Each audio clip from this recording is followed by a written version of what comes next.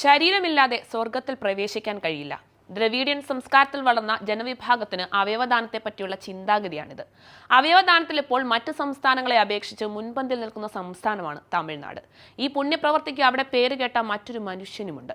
ഉലക നായകനായി ലോകം വാഴ്ത്തുന്ന മഹാനടൻ കമലഹാസൻ. അവയവദാനത്തിൽ 1-ാം സ്ഥാനത്താണ് തമിഴ്നാട് സർക്കാർ. അതിൽ തമിഴ്നാട് സർക്കാരിന് എത്രത്തോളം പങ്കുണ്ടോ അത്രത്തോളം തന്നെ പങ്ക് കമലഹാസനുമുണ്ട്.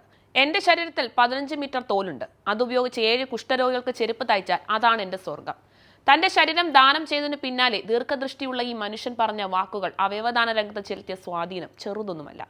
സിനിമയിലും ജീവിതത്തിലും കാലത്തിനു മുന്നേ സഞ്ചരിക്കുന്നത് ചിന്തിക്കുന്ന അത് തുറന്നു പറയുന്ന വ്യക്തിത്വമാണ് കമലഹാസന്റേത്. പരമ്പരാഗതം എന്നതുകൊണ്ട് മാത്രം പാലിച്ചു പോന്നിരുന്ന പല മനുഷ്യവിരുദ്ധ നിലപാടുകളെയും അദ്ദേഹം പലപ്പോഴും ചോദ്യം ചെയ്തിട്ടുമുണ്ട്. 2002 സ്വാതന്ത്ര്യ ദിനത്തിലാണ് മരണശേഷം തന്റെ ശരീരം മദ്രാസ് മെഡിക്കൽ കോളേജിലെ വിദ്യാർത്ഥികൾക്ക് പഠനത്തിന് നൽകാനുള്ള സമ്മതപത്രം കമൽ ഒപ്പിടുന്നത്. അവയവമോ ശരീരമോ ദാനം ചെയ്യുന്നത് അധാർമികമായി കണ്ടിരുന്ന സ്ഥാനത്തായിരുന്നു കമലിന്റെ ഈ പ്രഖ്യാപനം. അതേ തുടർന്ന് ചില സമുദായ നേതാക്കൾ ഇതുമായി ബന്ധപ്പെട്ട എതിർപ്പുകളുമായി രംഗത്തും വന്നിരുന്നു.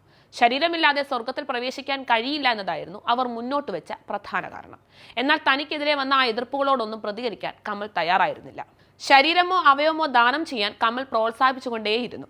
പല വേദികളിലൂടെയും അവയവദാനത്തിന്റെ ആവശ്യകതയെപ്പറ്റി മറ്റുള്ളവരെ ബോധവാന്മാരാക്കി. അങ്ങനെ തമിഴ് മണ്ണിൽ അവയവദാനത്തിന്റെ അപ്രഖ്യാപിത അംബാസഡറായി കമൽ മാറുകയായിരുന്നു. തന്റെ ആരാധനാ സംഘടനയെ വെൽഫെയർ അസോസിയേഷനായി പരിവർത്തനം ചെയ്ത ആദ്യ നടനാണ് കമൽ. രക്തദാനം അടക്കമുള്ള ജീവകാരുണ്യ പ്രവർത്തനങ്ങളിൽ 85 മുതലേ സംഘടനയുടെ പ്രധാന അജണ്ടയായിരുന്നു. ശരീരം ദാനം ചെയ്യാൻ കമൽ തീരുമാനിച്ചതോടെ രക്തദാനത്തിലും ശരീരദാനത്തിലും അവയവദാനത്തിലുമായി സംഘടനയുടെ ശ്രദ്ധ മുഴുവൻ. മക്കൾ നീതിമയം എന്ന രാഷ്ട്രീയ പാർട്ടി ആരംഭിച്ചപ്പോഴും അവയവദാനവുമായി ബന്ധപ്പെട്ട ബോധവൽക്കരണം കമൽ തുടർന്നു പോയിക്കൊണ്ടേയിരുന്നു. സംസ്ഥാനത്തെ ഏത് ബ്ലഡ് ഗ്രൂപ്പിലുള്ള രക്തം വേണമെങ്കിലും കമലിന്റെ മക്കൾ നീതിമയം എന്ന വെബ്സൈറ്റിലൂടെ ആവശ്യപ്പെടാം. മണിക്കൂറുകൾക്കുള്ളിൽ രക്തദാനത്തിനായുള്ള വ്യക്തികളെ എത്തിക്കുന്ന സജ്ജീകരണവും പാർട്ടിക്കുണ്ട്. എന്നിരുന്നാലും സംസ്ഥാന സർക്കാരിന്റെ പ്രവർത്തനങ്ങളും കുറച്ചു കാണാൻ കഴിയില്ല. മരണാനന്തര അവയവദാനത്തിന് തയ്യാറാകുന്നവരുടെ സംസ്കാരം ഔദ്യോഗിക ബഹുമതികളോടെ നടത്തണമെന്ന സംസ്ഥാന സർക്കാരിന്റെ പ്രഖ്യാപനം വലിയ പ്രോത്സാഹനമായി തുടരുന്നുമുണ്ട്. ഒപ്പം തമിഴ്നാട് ട്രാൻസ്പ്ലാന്റ് അതോറിറ്റിയുടെ പ്രവർത്തനങ്ങൾ രാജ്യത്ത് അവയവദാനത്തിന് മികച്ച അടിസ്ഥാന സൗകര്യങ്ങൾ നൽകുന്ന സംസ്ഥാനങ്ങൾക്ക് കേന്ദ്ര സർക്കാർ നൽകുന്ന പുരസ്കാരം പലതവണ കയ്യടിയും നൽകി. അതുകൊണ്ട് തന്നെ രാജ്യത്തെ ഏറ്റവും കൂടുതൽ അവയവ ലൈസൻസ് ഉള്ള സ്ഥാപനങ്ങൾ തമിഴ്നാട്ടിലാണ്. ഈ വർഷം ആദ്യത്തെ 4 മാസത്തിൽ സംസ്ഥാനത്തെ മരണാന്തര അവയവദാനത്തിന് ലഭിച്ചത് 102 ശരീരങ്ങളാണ്. ഇവയിൽ നിന്നും ഇതുവരെ 324 പ്രധാന അവയവങ്ങളും 271 ശരീരകലകളും ഉപയോഗപ്പെടുത്തിയിട്ടുണ്ട്. 2008 മരണാന്തര അവയവദാന പദ്ധതി തുടങ്ങിയതിനു ശേഷമുള്ള ഏറ്റവും വലിയ നിരക്കാണിത്.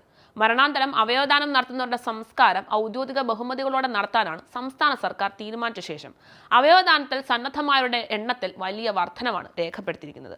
ഒരു മാസം 2000-ലധികം ആളുകളാണ് അവയവദാനത്തിനായി ഇപ്പോൾ സമ്മതപത്രം നൽകുന്നത്. എന്തായാലും ദ്രവീഡിയൻ സംസ്കാരവും പൈതൃകങ്ങളും വെച്ചു പുലർത്തുന്ന തമിഴ് മണ്ണ് തന്നെ അടച്ച ചിന്താഗതികളെ മാറ്റി അവയവദാനത്തിൽ മുന്നിൽ തന്നെ നിൽക്കുകയാണ്.